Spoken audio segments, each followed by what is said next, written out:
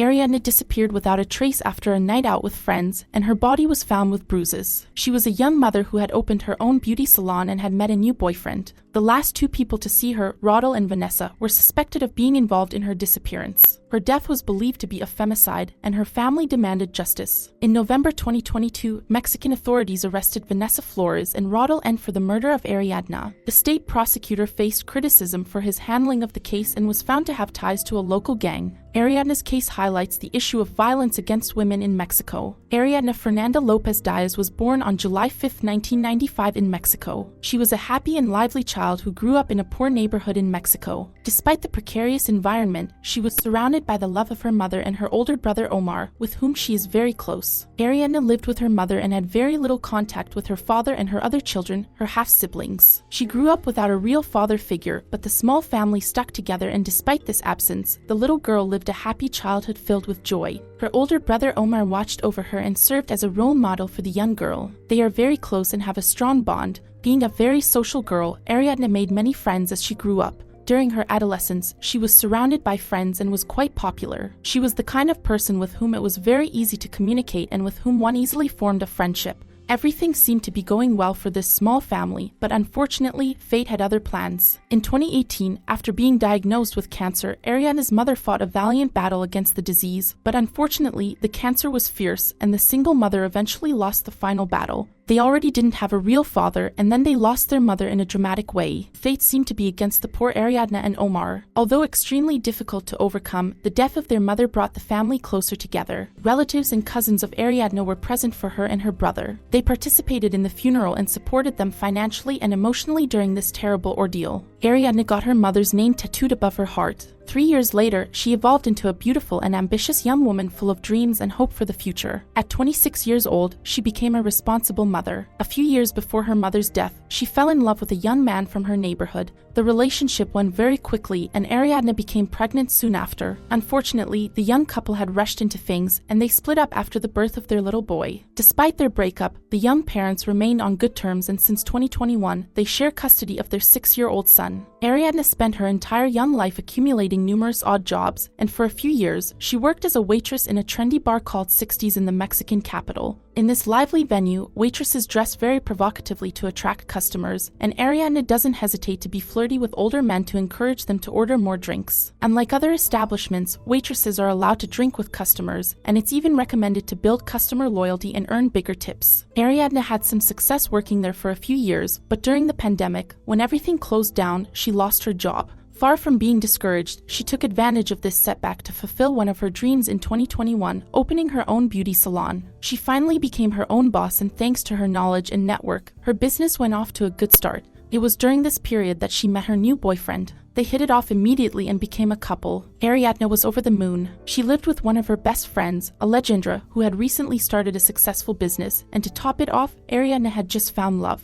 She was very active and split her time between her work at the salon, her son, her boyfriend, and her outings with friends. In fact, the young entrepreneur was always up for fun. She loved to sing, dance, and enjoyed rock music as well as music in general. In 2021, everything was going well for Ariadna, and the future was full of promise. Unfortunately, fate would once again decide otherwise. Rodel was well known at the 60s bar, and he had a penchant for young women who worked there. Noticed, he always arrived in nice sports cars or in a van driven by a chauffeur. When they were in a group, he would often be accompanied by bodyguards. He was a very good customer and never stingy with tips. He had left large sums of money at the establishment on several occasions, sometimes exceeding 4,000 euros in one night. Nevertheless, he had a somewhat shady reputation. He was known to make the servers he liked drink in order to get them drunk and encourage them, once their shift was over, to finish the evening at his place, which was just a few blocks away. Some waitresses who knew about his practices avoided serving him or even making eye contact with him for fear of being approached by him. Vanessa was not one of them, and after several encounters, the 20-year-old woman was seduced by the 34-year-old businessman, and they quickly became a couple. It was in this context that Vanessa suggested to Ariadna on Sunday, October 30th, 2022, to have a drink with Rodel and some of their friends at Fisher's, a trendy restaurant in downtown Mexico City. Ariadna was excited about the proposal, but some of her friends, including her best friend and roommate, had warned her several times not to associate with Rodel due to rumors. Rumors were circulating in the city that he had bad associations. Worse yet, he was linked to gangs and cartels. In fact, when she called her friend Alejandra to let her know that she'll be home late, her interlocutor once again advised her not to associate with these kinds of people, to stay far away from this man. But Ariadna, on her side, did not believe in all these rumors. He's a man, certainly, perhaps a little overbearing, but now he is in a relationship, and furthermore, he had never been improper towards her. The young woman therefore decided to follow her recent friend Vanessa and her boyfriend Rodel, as well as their friends, to Fisher's, a trendy restaurant in the center of Mexico. Unfortunately, this was the last time we will hear from her. Several kilometers from Mexico City, the lifeless body of a young woman covered in bruises was found. A couple of cyclists took some pictures of the scene, including photos of the unfortunate stranger and her tattoos, before the police arrived and the body was taken away. Meanwhile, Ariadna's loved ones went searching for information about their missing friend with the help of Rodel and Vanessa. Under pressure, the young woman contradicted herself several times regarding the hours and whether Ariadna left by taxi. During one of her visits, Vanessa mentioned the existence of Uber, and after that, the young woman did not want to go home due to a dispute with her roommate.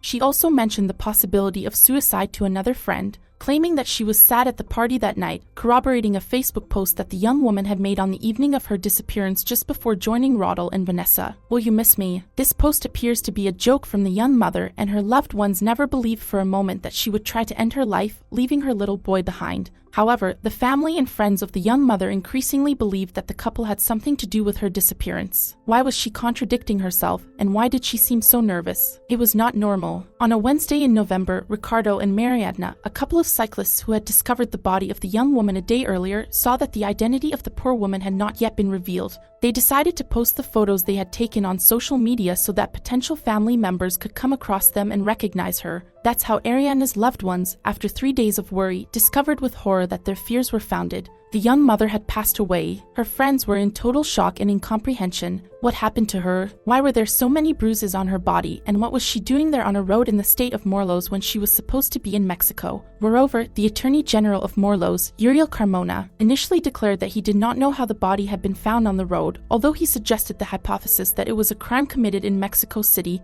and that the body had been abandoned in Morelos. The Attorney General's office of Morelos takes charge of this investigation. He explains that he is waiting for the conclusions of the autopsy. Rodel and Vanessa, for their part, are flooded with messages on social media. The friends of the deceased considered them suspects and demanded answers. The couple, who seem to be the last people to have seen her after the discovery of the body, go to the Attorney General's office of Morelos to cooperate and tell them what they know. They explain that the unfortunate young woman left their house at the same time as the other guests, around 9 p.m. and took a taxi or an Uber. They do not know anything else. The following day, Thursday, October 3rd, the funeral of the poor Ariadna took place. Her family and friends gathered, but not only that, Rodel and Vanessa were also present. Despite his grief, her brother Omar told the media present that they were intrigued because Ariadna had bruises on her body, hands, and face. He added that the police had not yet informed them of the causes of death, but had assured him that they were investigating. For Omar and his loved ones, the death of Ariadna is nothing but a femicide. Every year, nearly 35 women are murdered in Mexico, and for 1,000 of them, an investigation is opened for femicide.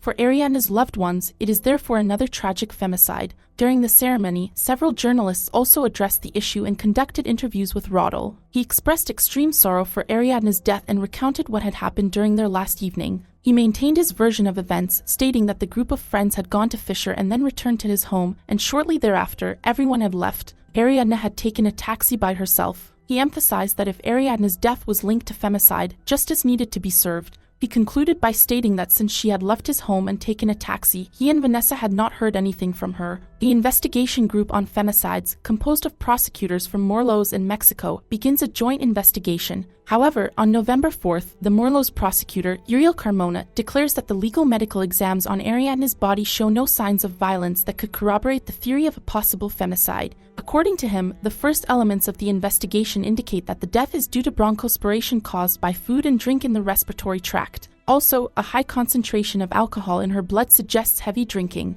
Therefore, Ariadna would have died by ingesting her own vomit. However, the family of the young woman quickly questions the prosecutor's statements. Ariadna's niece, Valeria Rodriguez, declares during an interview that the prosecutor's statements are lies because there were bruises on Ariadna's face and arms, and her body had undoubtedly been beaten. But how could the autopsy have not revealed this? The deceased's loved ones, concerned about this report, mobilize in the streets and on social media by creating the hashtag Justice for Ari. The demonstration demanding justice gains enormous success, and the hashtag quickly becomes very popular. Ariadna's family and friends accuse the Morelos prosecutor of hiding the real causes of her death. On November 5th, supported by popular fervor, Ariadna's family demanded a new investigation be conducted by more reliable authorities. In response, the prosecutor of Mexico City, Ernestina Godoy, ordered the Institute of Legal Medical Sciences to conduct a new study. On November 6th, 1 week after the young woman's death, at a press conference, prosecutor Ernest announced the expected results of the new forensic study conducted on Ariadna's body. This time, it was determined that the cause of death was related to multiple traumas rather than bronchoaspiration, as previously declared by the prosecutor of the state of Morelos. Based on these results, the head of the government of Mexico City, Claudia Sheinbaum, publicly accused the Attorney General of the state of Morelos, Uriel Carmona, of trying to conceal this crime due to presumed links with the main suspect in this case, Rodel Studio. The prosecutor Uriel denies these accusations categorically, but the Anti-Corruption Service of Morelos announces that it is opening an investigation into the alleged corruption committed by the prosecutor's office in this case. The model completely collapses, but that's not all. On the images from the morning after this party, at 10:30 a.m., Rodel's driver is seen parked his boss's van in the parking lot, and 30 minutes later, he is seen walking in the same parking lot carrying the body of an inert woman on his back. As you have understood, this woman is Ariadna. The entire community is in shock, and no one can believe it. The video then shows Rodel placing Ariadna in the van and leaving the parking lot. Her body was found dumped alongside a highway near the town of Tepoztlán, in the central Mexican state of Morelos. Following his damning statements, the authorities decided to arrest the two main suspects to question them and confront them with all the evidence they now have against them. On November 6, 2022, the Mexican authorities announced the arrest of Vanessa Flores, who was then transferred to the Santa Marta Acatitla Detention Center. The next day, on November 7th, Rodel voluntarily went to the prosecutor's office specializing in femicides and crimes against women. He came on his own, accompanied by his lawyers, and stated that he surrendered because he had heard that a judge in Mexico was looking for him.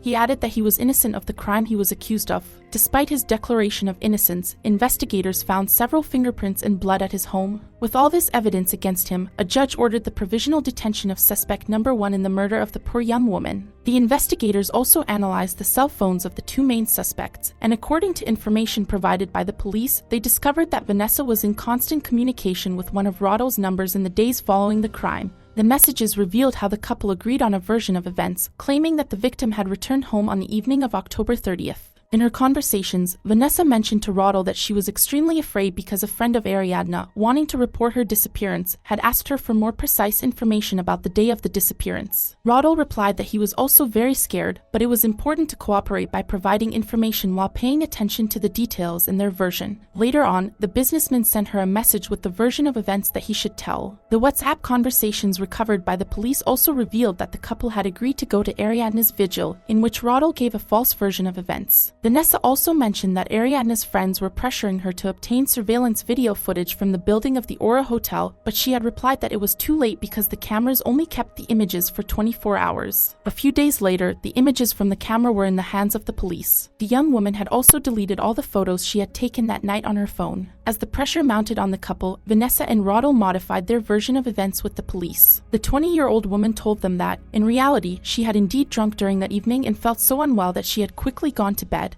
When she woke up, only her boyfriend, Rodel, was present with her. Rodel, for his part, told them that after his friends had left his place with Ariadna and Vanessa, they continued the evening with a lot of alcohol. Unfortunately, he was so drunk that he had no memory of what had happened. Only when they woke up, he saw Ariadna lying lifeless on her back. She was dead. He had absolutely no idea what had happened. In a panic, the first thing that came to his mind was not to notify the police but to get rid of the body. This version given by the 34-year-old man corroborates the results of the first autopsy without revealing the origin of the bruises and multiple head injuries that the poor woman had suffered. Following this, the state prosecutor of Morelos, Uriel Carmona, was the target of several politicians and public opinion for letting the case drag on and especially for wanting to protect Rodel through a truncated autopsy. Several media outlets looking into his case have revealed that the prosecutor had close ties with a local gang, the Osos Locos. He is currently under investigation for several cases, including the case of poor Ariadna. Regarding the killer of poor Ariadna, opinions are divided. Some believe that it was Rodel who killed her, in which case he could face up to 70 years in prison for femicide. However, many believe that it was Vanessa who killed her. Girls who worked with Ariadna and Vanessa testified on social media to the extreme aggression and jealousy of Vanessa, who was also a cocaine user. When she drank, she could become very aggressive and violent. She had even attacked and beaten other girls at the establishment on several occasions. When she got together with Rodel, her jealousy got worse and her altercations with other girls became more frequent. A few days after the start of their relationship, she stopped working there. Many testified that Vanessa was an unstable and violent girl. She had even threatened several girls with a knife, and one evening she had thrown a glass at one of her rivals at close range. Did the evening degenerate after an argument or a misplaced gesture? According to those who knew them, once Vanessa had killed Ariadna, Rodel only concealed the body and used his network to falsify the autopsy in Mexico. This was impossible for him as there were far too many risks. That's why he left it somewhere in the state of Morelos, where Uriel Carmona, a corrupt lawyer who is now the state prosecutor, could help him. Rodel did all this to protect Vanessa. In Mexico, femicides are considered aggravating circumstances, although it was the first country in the world in 2007 to recognize femicides as a criminal offense. Mexico continues to be one of the most deadly countries for women. In 2021, 3,751 women were murdered and 1,004 were classified as femicides. Unfortunately, more than 95% of these crimes go unsolved, and this impunity is compounded by the fact that Mexico is one of the most corrupt countries in the world.